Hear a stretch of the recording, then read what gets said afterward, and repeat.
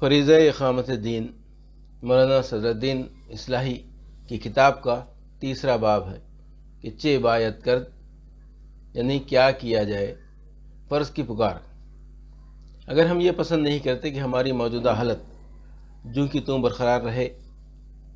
اور ہم پر خود اپنے وجود سے دشمنی کرنے کا ایک فرض ناشناس گروہ ہونے کا جو واقعی الزام لگ چکا ہے، وہ نہ خلق کے سامنے سے دور ہو نہ خدا کے سامنے سے،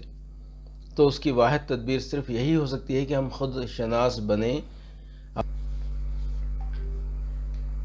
چوتھا باب، گریز کی راہیں، خواہش فرار کا دباؤ۔ ان حقائق کو سامنے رکھتے ہوئے ایک ایسے شخص کے لیے جو اللہ اس کے رسول پر ایمان رکھتا ہو، جو مسلمان جینا اور مرنا ہی چاہتا ہو، ہی مرنا چاہتا ہو، جس کو کل قیامت کے دن اپنے فریضہ حیات کی جواب دہی کا پورا احساس ہو، اور جسے اس بات کا یقین ہو کہ کلام الہی جو کچھ فرماتا ہے، عروج و زوال اور عزت و دولت کا جو فلسفہ بتاتا ہے، وہ انسانی عقل کے گھڑے ہوئے فلسفوں کی طرح گمان اور قیاس پر مبنی نہیں ہے، بلکہ اس کی بنیاد حقیقت نفس الامری پر رکھی گئی ہے۔ وہ حق ہے اور سراپا حق ہے۔ ایسے شخص کے لیے اس کے سوا کوئی راہ قابل اختیار رہی نہیں جاتی کہ ہر طرف سے اپنی آنکھیں پھیر کر، ہر آواز کے لیے اپنے کان بند کر کے، نفس کے ہر فریب اور شیطان کے ہر وسوسے سے دل کو پاک کر کے، اور تمام اندیشوں سے بے پرواہ ہو کر صراط مستقیم پر اپنے قدم مضبوطی سے جما لے، اپنے جسم و دماغ کی ساری قوتیں دین حق کے قائم کر دینے میں لگا دے۔ وہ اپنے فہم و تدبر سے کام لے کر اس کے لیے مناسب وقت تدبیریں سوچ سکتا ہے، حالات زمانے کے لحاظ سے ایک خاص طریقہ عمل اختیار کر سکتا ہے، ماحول کے تقاضے سے کوئی مخصوص پالیسی مرتب کر سکتا ہے، لیکن یہ ہرگز نہیں کر سکتا کہ اپنے نصب العین اور مقصد حیات ہی میں کوئی ترمیم کر لے یا اس کو ملتوی کر دے۔ یقیناً اس طرح کی کوئی بھی کارروائی اس کے اختیار سے باہر ہے۔ وہ اس راہ سے ہٹ کر اور اس نصب العین کو چھوڑ کر جو قدم بھی اٹھائے گا، وہ اللہ اس کے رسول سے بغاوت کا اور ملی خودکشی کا قدم ہوگا۔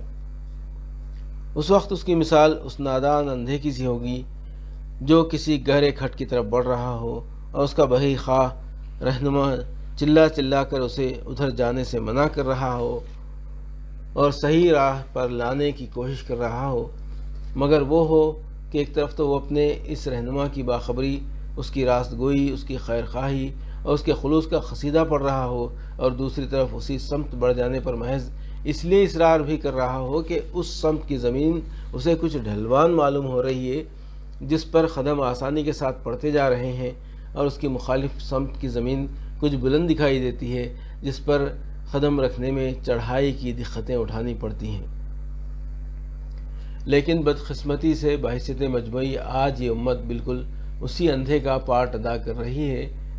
وہ ہر اس سمت دوڑ پڑنے کے لیے تیار ہے جس پر کسی قوم کو سرگرم سفر دیکھ پائے، بشرطے کہ یہ راہ اسے سہل، ہموار اور دلکش دکھائی دیتی ہو، چاہے وہ ٹھیک ہلاکت و نامرادی کی جہنم ہی تک کیوں نہ لے جاتی ہو۔ اگر کسی سمت اس کے قدم اٹھنے سے انکار کرتے ہیں تو وہی سمت ہے جو قیامت دین کی سمت کہلاتی ہے، اور یہ صرف اس لیے کہ یہ راہ اس کو مشکلات کے کانٹوں سے بھری ہوئی دکھائی پڑتی ہے۔ قرآن اس کو دوسری تمام راہوں سے روک کر اسی ایک راہ کی طرف بلاتا ہے،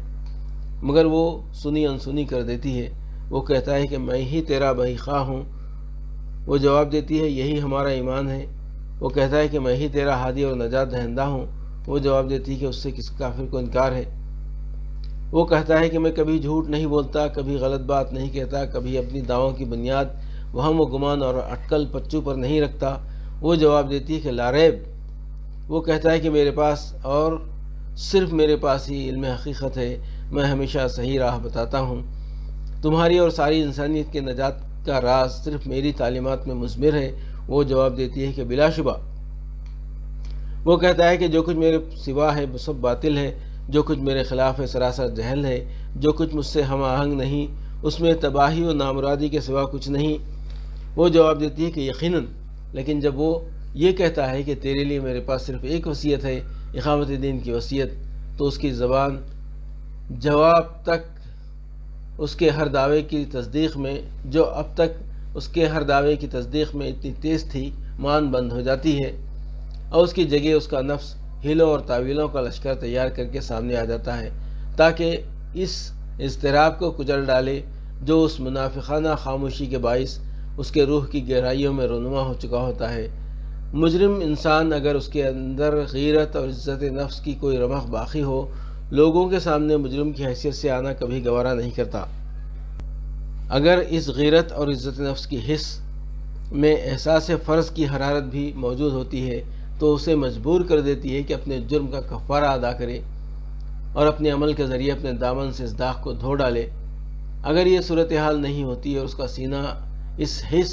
اور اس احساس سے خالی ہوتا ہے تو پھر اس کی تمام دماغی قابلیتیں اس بات پر صرف ہونے لگتی ہیں کہ کسی طرح اس جرم کو عین حق و ثواب ثابت کر دے۔ اس وقت اس کا نفس اسے بے گناہی کا فریب دینے میں ہماتن مشغول ہو جاتا ہے اور اس کے حکم سے اس کا دماغ تعویلوں کی خوشنما نقاب تیار کر دیتا ہے، جس کو وہ اپنے چہرے پر ڈال کر اپنے آپ کو یہ محسوس کرا لیتا ہے کہ میں برسرِ غلط خطن نہیں ہوں۔ اس کے بعد اس کی خواہش اور کوشش یہ ہوتی ہے کہ دوسروں کو بھی ایسا ہی محسوس کرا دے تاکہ اس کے داغ گناہ کی طرف کوئی انگلی اٹھانے والا نہ رہ جائے۔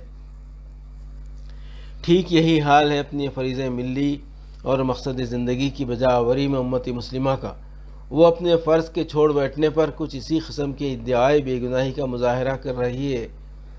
صدیوں کے انحطاط اور زوال نے اس کے احساس فرض کو بری طرح کچل کر رکھ دیا ہے اور ان بلند جذبات سے اس کا سینہ تقریباً اجڑ گیا ہے جو کسی نصب العین کی بجاوری کے لیے ضروری ہوا کرتے ہیں، خصوصاً اقامت دین کے نصب العین کے لیے جو کبھی بھی آسان نہ تھا اور جس میں جان و مال کی بازی، عیش و آرام کی قربانی اور امیدوں اور تمناؤں کی پامالی شرط اول قدم ہے۔ اس لیے بجائے اس کے کہ وہ اپنے جرم کو تسلیم کر کے تلافی کی کوشش کرتی اور اپنے منصب کو سنبھال لیتی، سرے سے اپنی کوئی ذمہ داری ہی تسلیم نہیں کرنا چاہتی، بلکہ طرح طرح کے دور ازکار تعویلوں سے اپنے رہے سرے احساس کو بھی دباتی جا رہی ہے۔ یہ تعویلیں مختلف قسم کی ہوتی ہیں۔ مختلف لوگ ادائے فرض کے مطالبے پر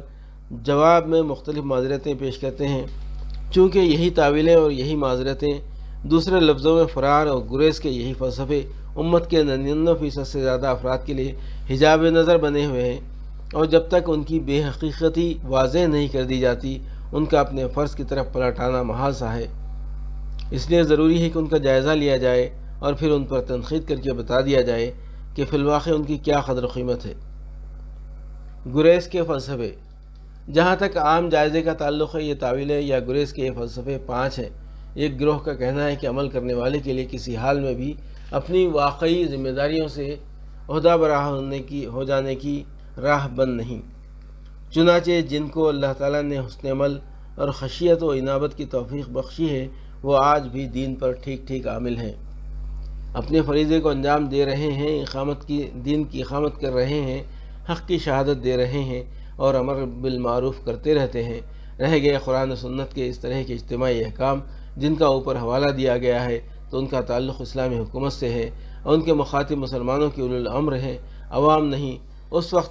وقت چونکہ اسلامی حکومت قائم نہیں ہے، اس لیے ان احکام کے اجر و نفاذ کی ذمہ داریوں کا سوال ہی نہیں پیدا ہوتا، اور اگر کچھ ایسے احکام ہیں بھی جن کا تعلق براہ راست عام افراد سے ہے لیکن جن پر عمل نہیں ہو رہا ہے، مثلا غیر اسلامی عدالتوں سے معاملات کا فیصلہ نہ کرانا اور غیر اسلامی قوانین کے مطابق فیصلے نہ کرنا وغیرہ، تو ایسا وہ اضطراراً کر رہے ہیں، اور یہ شریعت کا ایک عام اصول ہے کہ اضطرار کے وقت ناجائز کام بھی مباح ہو جاتے ہیں۔ اس لیے قرآن کے ایک حصے کو چھوڑ بیٹھنے اور اقامت دین کا فریضہ بھول جانے کا عمومی الزام صحیح نہیں ہے۔ دوسرا گروہ کہتا ہے کہ بلا شبہ ملت اسلامیہ کا مقصد وجود یہی اقامت دین ہے، لیکن موجودہ ناسازگار حالات میں اس نصب العین کی کامیابی کا کوئی امکان نہیں ہے، لہٰذا اس وقت اس کی خاطر جدوجہد کرنا وقت اور قوت کو ضائع کرنا ہے، اور دنیا کے سامنے اسے علانیہ پیش کرنا نہ صرف مصلحت کے خلاف اور ناعاقبت اندیشی کی دلیل ہے بلکہ مفاد ملت کے لیے سراسر مضر اور مہلک بھی ہے۔ اس لیے سردست خدمت دین کی کچھ ایسی جزئی تدبیریں اختیار کی جانی چاہیے جو ممکن العمل ہوں اور تجربے سے دین کے احیاء میں مفید ثابت ہو چکی ہوں۔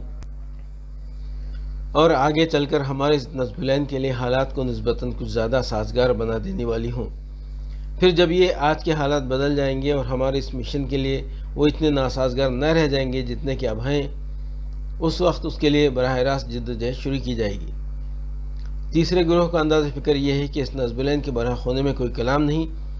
مگر اس کے لیے صدیق اور فاروق درکار ہیں، ہم ایسے بن نہیں سکتے، اس لیے ہمارے بس کا یہ کام ہی نہیں ہے۔ جس مشن کو پیغمبر کی تربیت یافتہ جماعت بھی 30 برس سے زیادہ نہ چلا سکی، اس کے لیے ہم جیسے ضعیف ایمانوں کا دمخم دکھانا، تقدیر سے لڑنا ہے۔ اب وہ زمانہ نہیں آ سکتا جو 1300 برس پہلے گزر چکا۔ چوتھا گروہ یوں سوچتا ہے کہ کام کی کوئی راہ کھلے اور کوئی قافلہ اس پر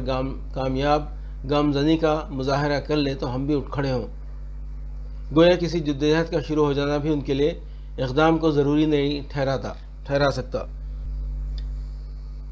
گویا کسی جدوجہد کا شروع ہو جانا بھی ان کے لیے اقدام کو ضروری نہیں ٹھہرا سکتا، بلکہ یہ اقدام ان کے لیے صرف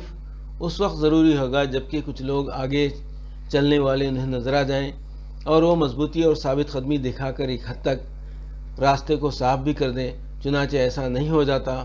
جب تک ایسا نہیں ہو جاتا ان کے لیے اس جدوجہد میں شریک ہو جانے کا کوئی سوال ہی پیدا نہیں ہوتا۔ یہ گروہ ایسے لوگوں کا بھی ہے جو حضرت امام مہدی کے آنے کے منتظر بیٹھے ہیں۔ اس گروہ کو اگرچہ اس نسبلین کے برحق ہونے سے اختلاف نہیں، مگر اس کے سوچنے کا انداز کچھ اس طرح کا ہے کہ اس کام کے لیے اللہ تعالیٰ نے امام مہدی کے بھیجنے کا وعدہ فرمایا ہے اور انہی کی زیر سرکردگی یہ مہم چلائی جائے گی۔ ان کی آمد سے پہلے اس کام کی عام امت پر کوئی خاص ذمہ داری ہے ہی نہیں، اس لیے ہم کو خواہ یہ درد سر نہیں خریدنا چاہیے۔ یہ سارے گروہ اور ان کے یہ خیالات مسلمانوں کے ان حلقوں سے تعلق رکھتے ہیں جو مذہبی اور دیندار حلقے کہے جاتے ہیں۔ رہے وہ لوگ جو دین کے خلادے کو اپنی گردن سے عملاً اتار کر پھینک چکے ہیں اور جو اپنے مسائل زندگی میں قرآن و سنت کو اتھارٹی تسلیم کرنے کے لیے تیار ہی نہیں، تو ان کے خیالات سے تعرض کرنا فضول ہے، کیونکہ وہ اس بات کے حقدار ہی نہیں کہ اس بحث میں ان کی باتوں کو بھی جگہ دی جائے، بلکہ وہ شاید خود بھی اسے پسند نہ کریں۔ اب آئیے ترتیب وار ہر گروہ کے خیالات کو دلائل کی میزان پر تول کر دیکھیں تاکہ ان کا صحیح وزن معلوم ہو سکے اور یہ بات کھل کر سامنے آ جائے کہ آیا ان تعویلوں میں سے کوئی ایک تعویل بھی ایسی ہے جس سے واقعتاً ہماری ذمہ داری اور مسئولیت کچھ ہلکی ہو جاتی ہو۔